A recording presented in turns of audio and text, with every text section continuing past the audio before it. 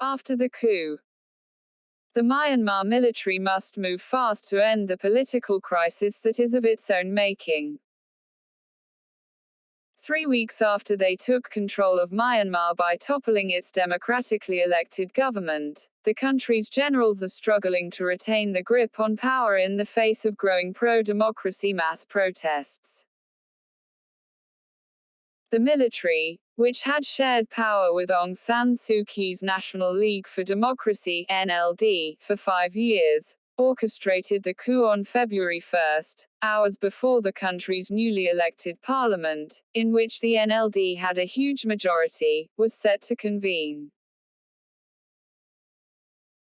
The military, which controlled Myanmar through direct rule for almost 50 years since independence from Britain in 1948, has now deployed the familiar repressive tactics to quell opposition to the latest coup. It has detained Ms. Suu Kyi, President Win Myint and several of the NLD's other top leaders, suspended the internet, blocked social networks and warned the public of repercussions if they joined protests. But protests have only grown by the day. On Saturday, 2 unarmed protesters were killed by security forces in Mandalay. Even police violence and the deployment of security personnel, including snipers, across the main cities did not stop millions from joining a general strike on Monday. They demand the generals free the detained elected leaders and restore democracy. Myanmar's military has been one of the most consistent enemies of democracy. In the past, challenges to its powers were met with brutal crackdowns. Still, the junta has continued to face popular resistance.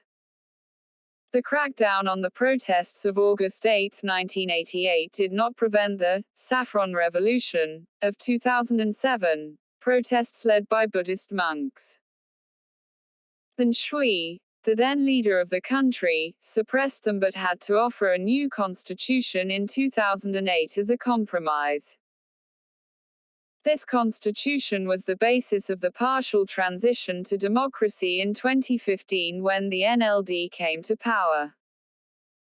But even that experiment would not last more than 5 years, thanks to the power-hungry generals of Tatmadaw.